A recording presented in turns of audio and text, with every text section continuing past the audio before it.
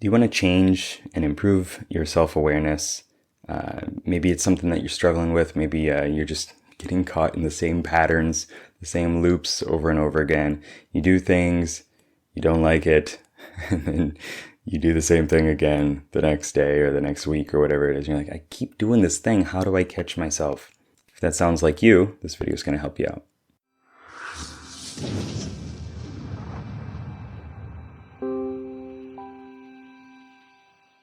What's up, legend? It's Sherman here from Geek Psychology, helping you find your true character and level it up so you can play life better.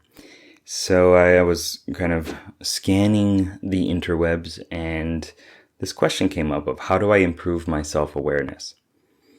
And I thought it was a good one. I think a good one for this channel and for you who's watching this to engage with.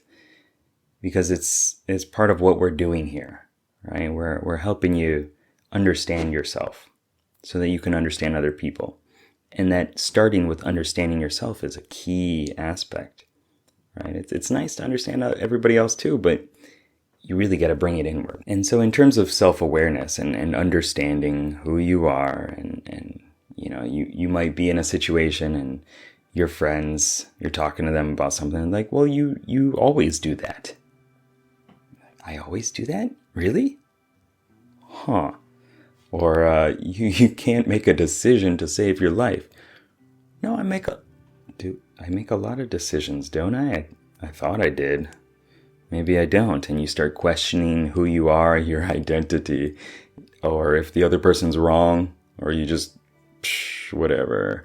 You know, you blow that off and then maybe you get back to thinking about it and like, oh, wow, I actually do that. How long has that been going on? How long have I been, like, treating people like this and didn't even realize it?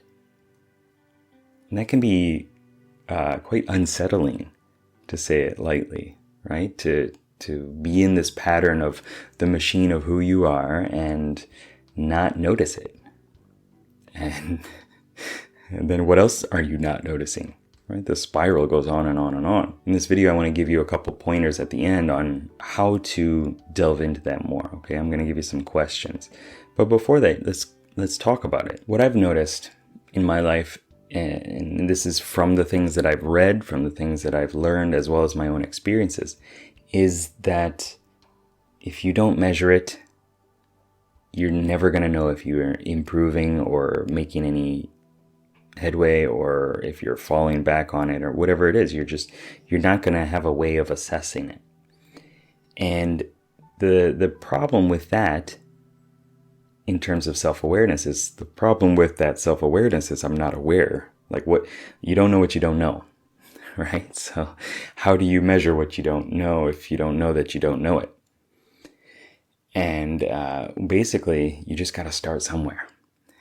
You got to start somewhere. Like what I did with the Enneagram, and I've mentioned this before.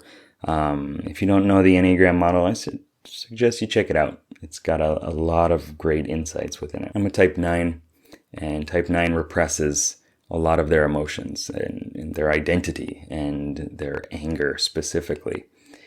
And when I read that, I was like, well, that doesn't relate to me. That's not me.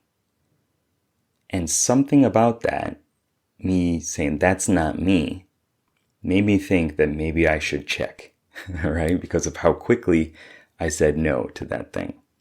And just that little spark of awareness and then doing something with it, I think completely changed my relationship with myself and other people. Okay? That you repress your anger. You're actually a pretty angry person. No, I'm not. Ooh, okay, well, maybe I should check that out. How do I measure that? How do I take some action? How do I bring that more towards awareness? What I did is I just tallied it. I checked throughout the day. You know, I wrote in my phone, like, how many times did I get angry? I'll just put a little dot or something like that, right? Just any bit of anger throughout the day. And I noticed that I probably missed a lot as well. And that was quite surprising. So I was like, there are tons of times where something happens and I instantly repress that anger. I go, I'm not dancing. Well, I am dancing right now. I wasn't dancing before. I just kind of go blank. I blur out my vision. I dissociate from the situation. in order to instantly like cut that anger out, right?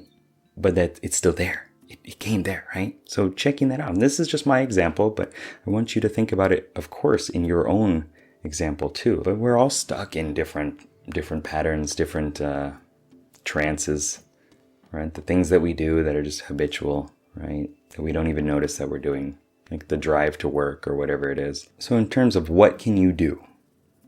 Well, first is to just make it as much of a routine as possible to take note of the things that either trigger you or kind of make you think about something. Things that spark a little bit of interest in you. Make it a note. Put it in your OneNote, quick notes or whatever it is, as something that this is something I gotta develop more or put more time into. Okay? And then you do that, you just kind of make that a routine. I'm going to take notes whenever something sparks my interest, and I'm going to go look over them later. And when you're doing that, ask yourself this question. What is something today that happened that I would like to react differently to? And asking yourself something like that is quite a massive step. Like, this thing happened. I'm not pleased with it in some way. I want to react differently. Just that initial seed of awareness is the start for everything. And the next question is, how would I like to react differently? Not what is the event, but what is my action going to be? What would I like to do with myself? Because I am the only thing that I can control. You're the only thing that you can control. Right? Other people's reactions and stuff, well, that's not necessarily up to you, right? That's something that you can try to change your input within the system. But in the end, their reaction is kind of their reaction, right? And you should change your input. You should do as much as you can to make their output what you want it to be. Not in a manipulative way, not in a negatively manipulative way, but in a way that, it's a win-win for both of you. So not just what happened, but what would you like to do? What would you like your action to be from there? What do you want to have happen? That's the magic question for everything. What would you like to have happen? What do you want to do? What do you want? Not what don't you want. What do you want? And spend some time thinking about that. Because it's not just learning, you got to put it into action in order to change yourself. And the goal is to change yourself into somebody that is better for you, more ecological, better for your relationships, better for your goals and who you are. Okay? And then rehearse it. Mentally rehearse it. Like a golfer imagines swinging. Not like not swinging, but a golfer imagines swinging the club and where it's going to go and sees it, right, with vivid detail. You got to do that too with your experiences and your future reactions, your future memories. Right? Because by doing that, you're creating more neural pathways and you're making it more likely, more easy to do those actions in the future event. But right now, without self-awareness of it, without having any better idea of how you want to react, and then without rehearsing that, it's just a thing that happened that's not you. Or maybe it is you, but you're not dealing with it right now. Okay, so once again, first thing you got to do is take notes of it. Whatever it is, just anything that comes up until something comes up that is worth you doing this activity about. And then ask, what was the event that happened that I would like to react differently? And then how would I like to react differently? What do I want? And then rehearse it. It's pretty simple at that point, right? And that's going to build your self-awareness. That's going to help you understand more of who you are in the moment and being able to take more intentional control over your life.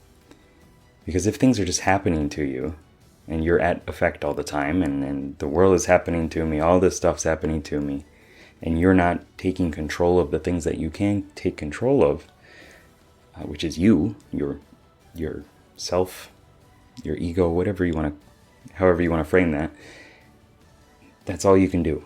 So you might as well try to bring more and more awareness to it so that you can live a better life in the way that you want it to be. All right, so I hope that this video was helpful. If it was, please like, share, subscribe, do all that good stuff, and comment down below what was the most beneficial point for you and what are you going to do? What's your next step? Hope you have a great day. Keep up the lifelong questing. Peace.